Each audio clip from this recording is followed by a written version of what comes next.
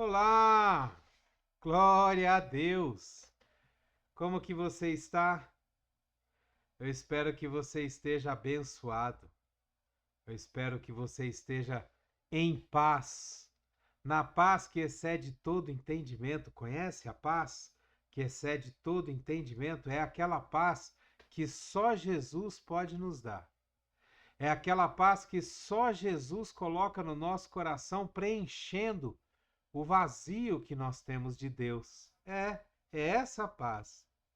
E é essa paz que eu desejo a você, que você esteja em paz, paz na tua casa, no teu trabalho, paz aonde você estuda, paz aonde você estiver, em nome de Jesus, inclusive que você seja canal dessa paz aonde você andar. Amém? Me responde uma coisa. Você é uma pessoa inconstante? Sabe o que é uma pessoa inconstante? É aquela pessoa que agora está pensando de um jeito, daqui a 5 minutos está pensando de outro. É aquela pessoa que tem uma opinião agora, amanhã ela já pensa totalmente diferente. É aquela pessoa que na sua frente ela te fala uma coisa e depois, quando chegar uma outra pessoa mais importante que você que pensa de outra forma, ela vai pensar igual a ele. São pessoas inconstantes. Pessoas que começam as coisas e não terminam. Pessoas que andam para um propósito, para um caminho, e que desistem no meio do caminho e falam: ah, isso aí não vai dar em nada, não, tá demorando demais esse resultado aí. São pessoas que entram diante de Deus e oram. E como a resposta de Deus às vezes demora, ou mesmo que Deus não nos responde, ele se mantém em silêncio, as pessoas falam: ah, Deus não se importa comigo. São pessoas inconstantes, são pessoas que não confiam no caminho e nas decisões que elas tomam. São pessoas que não mantêm a sua palavra. São pessoas que não conseguem andar num caminho de decisão firmes na fé, não importando as circunstâncias que as atinjam. São pessoas que não suportam manter o propósito mesmo sem ver a solução. São pessoas que não têm fé. Porque quando você tem fé, você confia que Deus vai fazer aquilo que ele prometeu. Você confia que Deus vai fazer as coisas apesar das circunstâncias. Mas quando você é uma pessoa inconstante, quando você é levado por todo vento de doutrina, o que é levado por todo vento de doutrina? A pessoa chega para você e fala: olha, você é mais que vencedor, você vai vencer, Deus vai cumprir as promessas na tua vida. Aí você sai do culto que tá uma bênção, você sai pegando fogo. Chega lá fora, alguém vira para você e fala: rapaz, se enxerga. Você acha que Deus vai olhar para você? Você acha que Deus tem tempo para se preocupar com aquilo que você precisa? Aí a sua fé esvazia igual uma bola furada. E você simplesmente desiste daquilo que você pediu, da promessa que Deus te fez. É por isso que você nunca tem nada na sua vida. É exatamente por isso que as coisas, as bênçãos, não chegam até você. Porque você é uma pessoa inconstante na sua fé.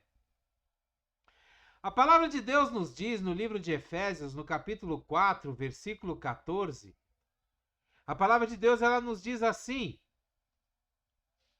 o propósito é que não sejamos mais como crianças, levados de um lado para outro pelas ondas, nem jogados para cá e para lá por todo o vento de doutrina e pela astúcia e esperteza de homens que nos induzem ao erro. O propósito é que você seja um crente maduro. O propósito é que através da sua persistência na fé, na sua confiança em Deus, você se torne um crente maduro, um cristão maduro que conhece a palavra de Deus, que estuda a palavra de Deus, que lê e conhece a verdade, para que se cumpra na sua vida aquele versículo que diz: e conhecereis a verdade, e a verdade vos libertará. Esse é o propósito, é que você se torne um crente fiel, não um crente que se abala com qualquer coisa. Não.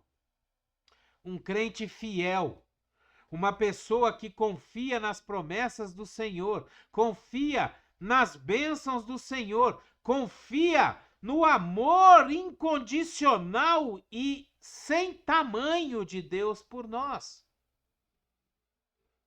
Isso é ser um crente constante. Constante. Aqueles que já foram na praia, eles já tiveram a oportunidade de jogar nas ondas do mar uma madeira, uma coisa leve que flutua. E você vai ver que quando você joga aquilo nas ondas do mar, ele vai sendo jogado de um lado para outro porque ele não tem força, não tem nada que o leve a ter uma direção. Tem muito crente hoje nas igrejas que estão iguaizinhos esse pedaço de madeira nas ondas do mar. Não tem direção, não tem nada que o norteie, não tem nada que o coloque na direção correta. E aí, ainda fica murmurando: poxa, Deus não me responde, as coisas não acontecem na minha vida, poxa, eu não sou abençoado, Deus não olha para mim. Mas você não tem constância, você não tem maturidade, você não tem perseverança. Então você nunca vai realmente ficar firme nos caminhos e nas promessas de Jesus. No livro de Tiago, no capítulo 1, versículos 7 e 8, nós lemos assim: não pense tal pessoa que receberá coisa alguma do Senhor, pois é uma pessoa que tem mente dividida, é instável em tudo que faz. O que esse versículo está nos dizendo? O que é ter uma mente dividida? Mente dividida é aquela mente que acredita nas promessas de Deus, mas também acredita que se ele for atrás de outro profeta, ele vai ter uma revelação melhor. Ele acredita no Deus de Abraão, de Isaac e Jacó. Ele acredita em Jesus, o Filho de Deus. Mas ele também acredita naquela imagem do terreiro que está lá atrás, aonde ele vai lá acender uma velinha. Ele tem a mente dividida. Ele vai para onde atender o que ele está querendo primeiro. Ele não se preocupa com relacionamento, ele não se preocupa com intimidade, ele não se preocupa com oração, ele não se preocupa em fazer um jejum, em se consagrar para Deus. Ele se preocupa única e exclusivamente em receber o que ele quer. Só isso. Então ele é uma pessoa que tem a mente dividida.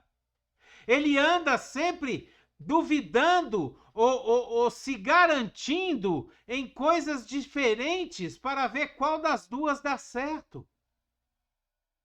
O Senhor é meu pastor e nada me faltará, mas se eu acender ali uma vela ali, também o santo não sei da onde vai responder a minha oração. Então ele está sempre, no Antigo Testamento se dizia que essa pessoa fica cocheando entre duas verdades, ou entre duas meia-verdades, ou entre duas mentiras, não sei, mas ele está sempre entre uma e outra. Ele não confia plenamente em Deus. Isso são pessoas inconstantes, são pessoas com mentes divididas, são pessoas que acham que todos os caminhos levam a Deus. Tudo é Deus. Todas as religiões levam a Deus. Deus está em todos os lugares. Você está redondamente enganado, meu irmão e minha irmã. Só existe um caminho, uma verdade e uma vida, e esse é Jesus Cristo, o Filho de Deus, o nosso Salvador. Não existe outro. Não existe outra religião. Aliás, religião é uma coisa criada pelos homens. Você sabe o que significa a palavra religião? A palavra religião vem de uma palavra chamada religare. Religar. Você está religando. A única pessoa que nos religa a Deus é Jesus, que morreu na cruz para pagar o preço pelos nossos pecados. Aquela ruptura que houve lá no Gênesis, lá no Jardim do Éden, quando nós entregamos a Satanás o controle desse mundo, quando nós começamos a pagar o preço pela morte, pelo pecado, que é a morte, aquela ruptura, Jesus veio nos religar, Jesus veio desfazer aquela ruptura e nos religar a Deus.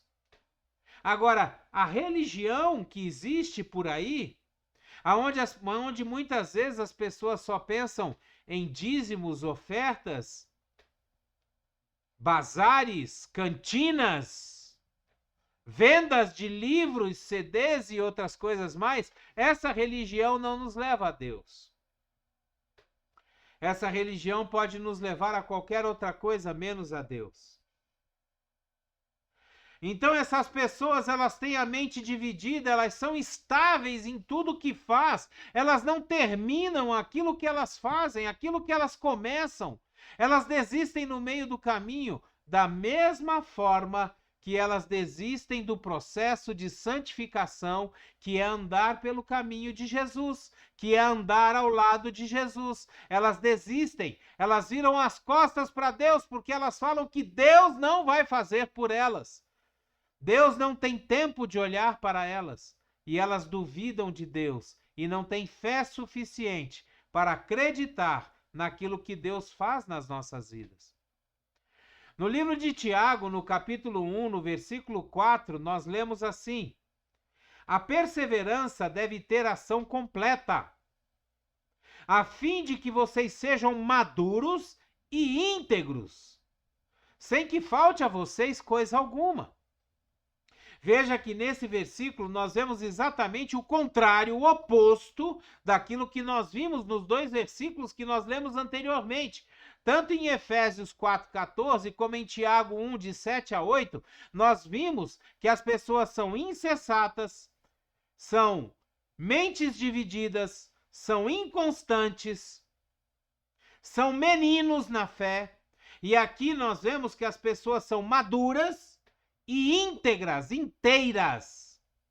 Quando nós nos colocamos para passar pelo caminho da santificação, para percorrer o processo de santificação que Jesus propõe para nós nos tornamos crentes maduros.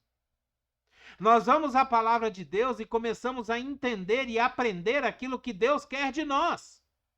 E nós começamos principalmente a colocar isso em prática, a viver a palavra. A palavra, ela se torna vida para nós. É por isso que Jesus fala: eu sou o caminho da santificação, a verdade e a vida. Porque quando nós começamos a praticar Jesus, quando nós começamos a praticar a vida, a palavra de Deus, nós vamos tendo cada vez mais vida em nós. Nós andamos cada vez mais como crentes maduros, que estamos nos santificando, tendo Jesus como alvo, Jesus como exemplo. Nós não somos mais meninos na fé, nós não somos mais crentes inconstantes, nós não temos mais a nossa mente dividida. Quando nós vemos no livro de Salmos, no capítulo 119, versículos 112 a 114, nós vemos o seguinte: dispus o meu coração para cumprir os teus decretos até o fim. Olha só, dispus o meu coração, ou seja, eu coloquei, eu obriguei, eu comprometi a minha vontade, o meu coração, a cumprir os teus decretos até o fim. Qual é o fim para nós?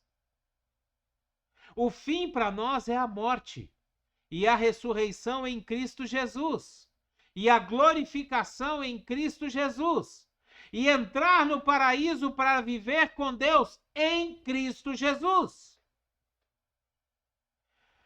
Versículo 113. Odeio os que são inconstantes, mas eu amo a tua lei. Aqueles que não têm compromisso com a palavra de Deus, eu odeio. Aqueles que não são constantes na perseverança para chegar ao propósito de serem glorificados, justificados, santificados em Jesus. Mas eu amo a tua lei, a tua palavra, os teus mandamentos. Versículo 114. Tu és o meu abrigo e o meu escudo, e na tua palavra eu depositei a minha esperança. Não existe outra coisa que me faça colocar a minha esperança. Não existe promessa de homens, promessa de políticos, promessa de pastores que me façam colocar a minha esperança neles. Não, a minha esperança está na palavra de Deus. A minha esperança está naquilo que Deus diz que é para eu fazer, naquilo que Deus diz que vai acontecer na minha vida. A minha esperança, a minha confiança está naquele que tudo pode, que tudo crê, que tudo fez, que tudo produziu. A minha esperança está em Jesus. É nele que está a minha esperança. E aí nós começamos a ver diversos trechos da palavra de Deus que nos diz, por exemplo, olho, levanto os meus olhos para os montes, de onde me virá o socorro? E eu sei e confio que o meu socorro vem do Senhor, que fez os céus e a terra. Aí a nossa mente começa a se encher da palavra de Deus, porque nós somos constantes, nós não temos a mente dividida e nós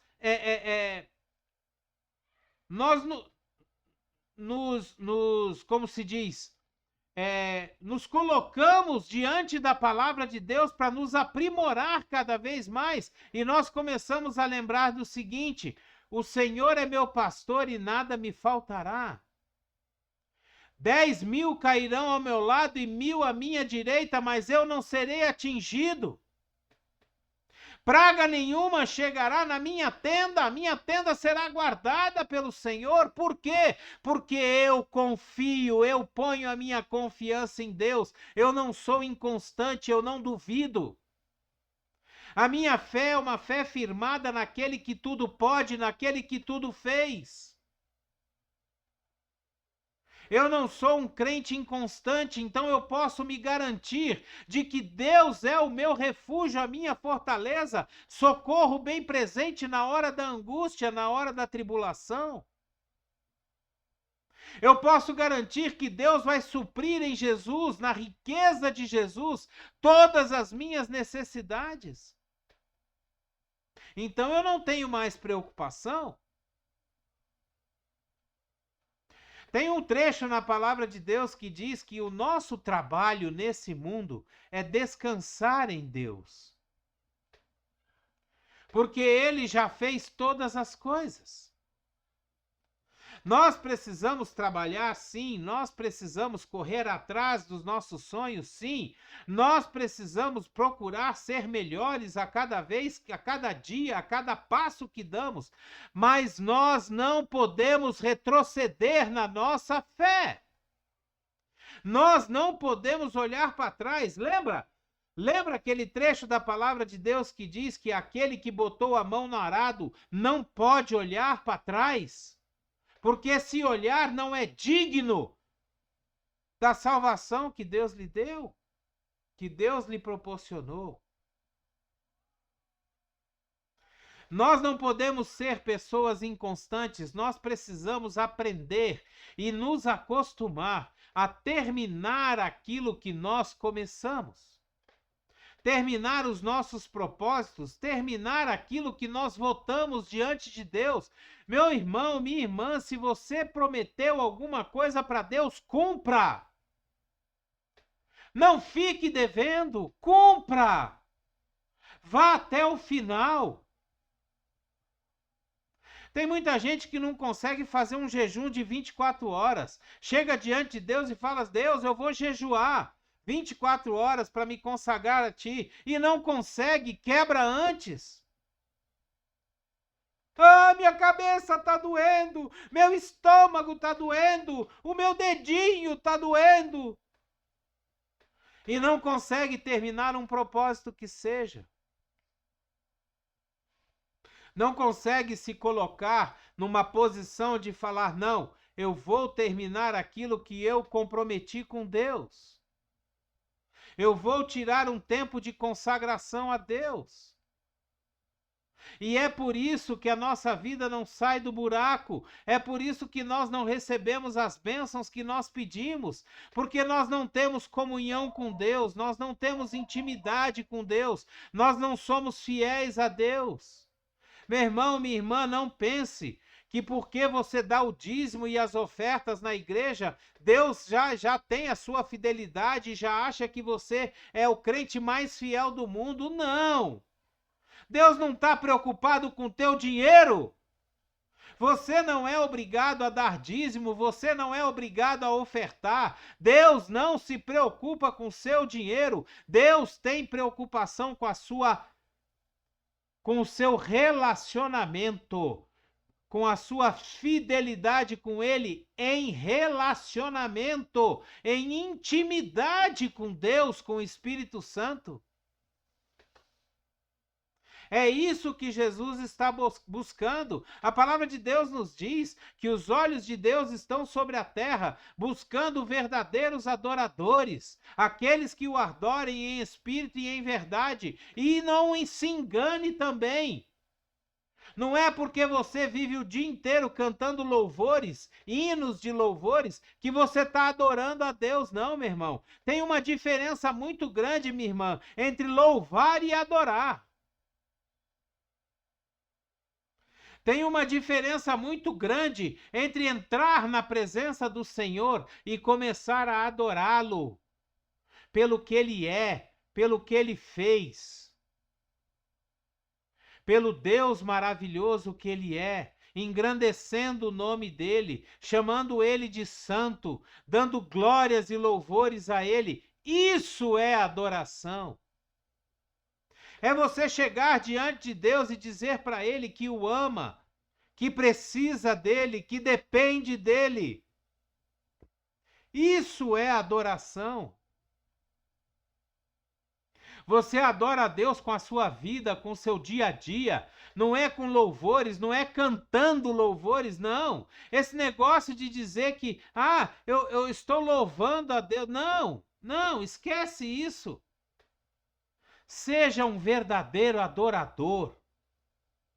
Aprenda a palavra de Deus e siga a palavra de Deus. Abra os livros de Salmo e cante salmos para Deus, adorando esse Deus maravilhoso. Aí você vai começar a ser menos, você vai começar a deixar, você vai deixar de ser inconstante. Você vai deixar de ter a sua mente dividida. E você vai passar a ser um crente maduro, um crente constante, um crente firme nas suas decisões e nas promessas do Senhor. Que essa palavra venha trazer hoje para você o entendimento da necessidade de deixarmos de ser crentes meninos, crianças, que só tomam leitinhos espirituais, e possamos permitir que Deus nos ensine, que o Espírito Santo nos capacite e nos ensine a podermos comer comidas sólidas, espiritualmente falando. Receber de porções grandes da palavra de Deus, daquilo que Deus tem para derramar sobre a nossa vida.